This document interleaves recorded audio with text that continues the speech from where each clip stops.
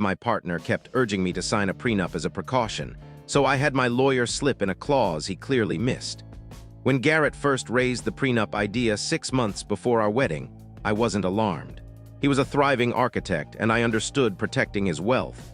"It's just standard," he said, sliding documents across our kitchen counter. "My business partner insists all the guys do it," but his persistence grew odd. Every few days, he'd nudge me to finalize it soon. When I suggested separate lawyers to review it, he brushed it off. "My guy handled everything. Just sign." The 47-page document was dense legalese stating I'd get nothing if we divorced. No alimony, no property, no pension. Even gifts I received would revert to him. "This feels unfair," I said. Garrett's face tightened. "Do you want to marry me or not?" First red flag. When I insisted on my own lawyer, he snapped, "You don't trust me after 3 years."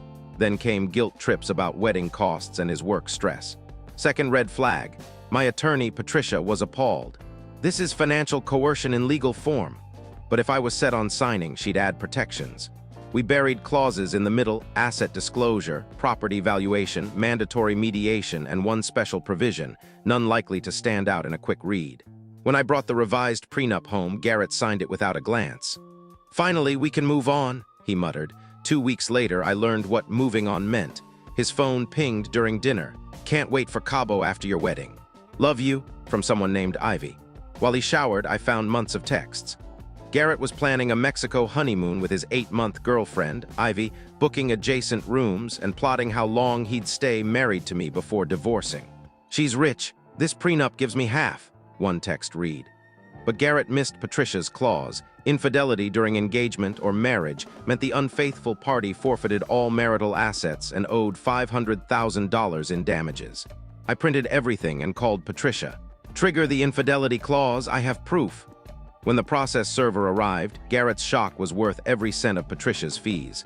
The papers detailed his cheating, fraud, and new debt. "You can't do this," he stammered, flipping pages. "Page 23, I said. "You didn't read it." His business partner's office called that day, firing him. Garrett's standard prenup wasn't firm policy. It was his scheme to help friends scam their fiancés. Ivy left him when she heard about the $500,000 judgment.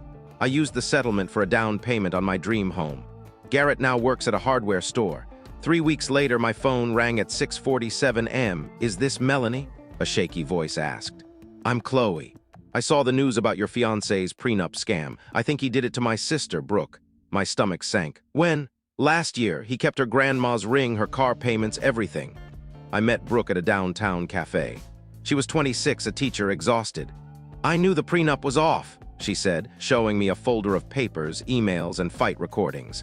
Her 47-page prenup mirrored mine, signed by Garrett, drafted by a different lawyer. "Who was the other woman?" I asked. "Tasha, a gym trainer," she said. "Garrett paid for her sessions during our engagement."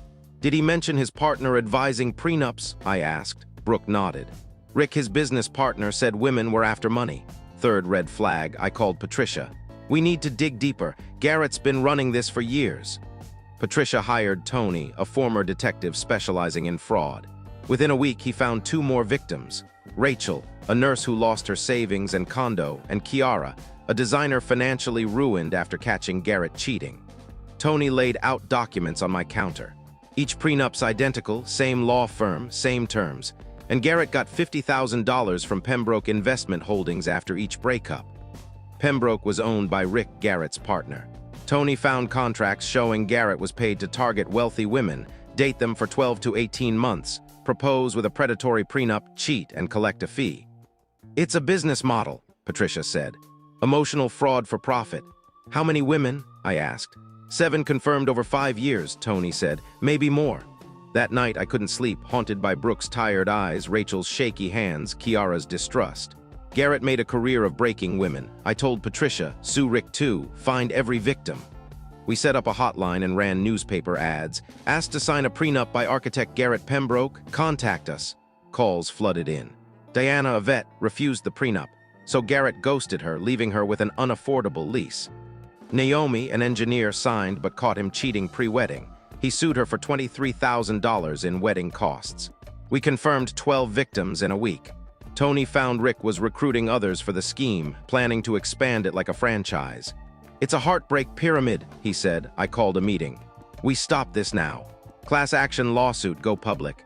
Patricia warned of risks, but I thought of Brooke's debts, Rachel's homelessness, Naomi's fear. It's worth it. The lawsuit filed Tuesday. By Thursday, it was front-page news. Architect accused of romance scam. Garrett's smug headshot was everywhere. The story went viral. 3 more women called by Friday, 17 by Monday. A morning show requested an interview. Against Patricia's advice, I agreed. The more who know, the better. On air, I shared how Garrett's voice on secret tapes bragged about planting prenup ideas. The host was disgusted. A business? Yes, I said. Rick paid Garrett $50,000 per victim, targeting women with assets and trust. The 12-minute segment led to 43 hotline calls, including from lawyers offering free help and reporters chasing similar scams. 3 calls stood out. Garrett's mother apologized, sobbing. Rick's ex-wife suspected his investment returns were scam profits. The third froze me. I think they killed my daughter. Dorothy Brennan's daughter, Melissa, died of an apparent suicide 6 months earlier, gunshot, ruled self-inflicted. She'd been set to marry Garrett, who pressured her over a prenup for her $2 million inheritance. Patricia and I visited Dorothy. Melissa's emails with Garrett showed love bombing, then threats. If you don't sign, maybe we're not right. Another hinted at claiming her estate if she died pre-wedding. Dorothy wept. Police said suicide, but Melissa wasn't suicidal. Tony reviewed the case. Melissa, right-handed with left-hand nerve damage, couldn't have shot herself with her left as reported. The gun was Garrett's. His car was at her apartment the night she died. Police missed this, assuming suicide. Tony showed Detective Morrison, who paled. How'd we miss this? The case reopened as homicide. Garrett was arrested at the hardware store, Rick at his firm. Evidence of their scam was overwhelming, but Melissa's murder charge gripped the nation. A magazine cover featured her, the woman who died for love. At trial, I testified about the scam. 12 women shared their pain. Dorothy described finding Melissa's body.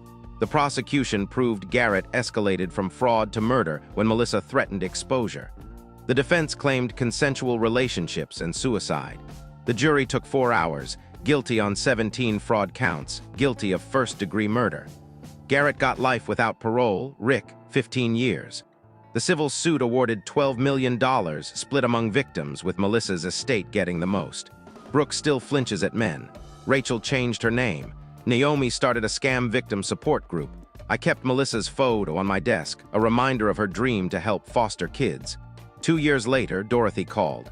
I started the Melissa Brennan Foundation for foster kids with her inheritance. I smiled. Melissa would love that.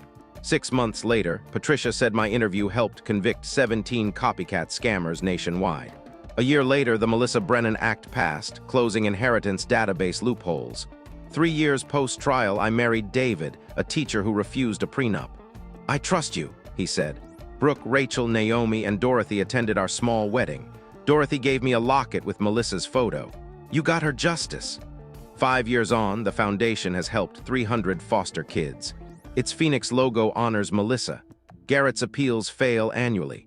Rick, out after 12 years, works at a gas station. I advocate for scam victims now, living in my settlement-bought home. Last week, Zoe called. Her boyfriend's prenup mimicked Garrett's. We confirmed he'd attended Rick's seminar. Zoe left him, sold his ring, and started law school to help others. Women supporting women, exposing predators, demanding accountability. That's the cycle. If I'd signed Garrett's prenup, Melissa might be alive, 17 copycats might not be caught, the act might not exist. One woman's refusal to stay quiet changed everything. Patricia called my case her proudest victory. It showed predators can be stopped. Melissa's photo sits beside my wedding picture. Love should strengthen, not weaken. If someone demands you sign away rights for love, it's a transaction. You deserve more. The Foundation's kids, Marcus, Priya, and others, carry Melissa's legacy. Every year, Dorothy and I visit her grave with flowers and updates. She's still saving lives, Dorothy says, and I think of the women safe because I read the fine print.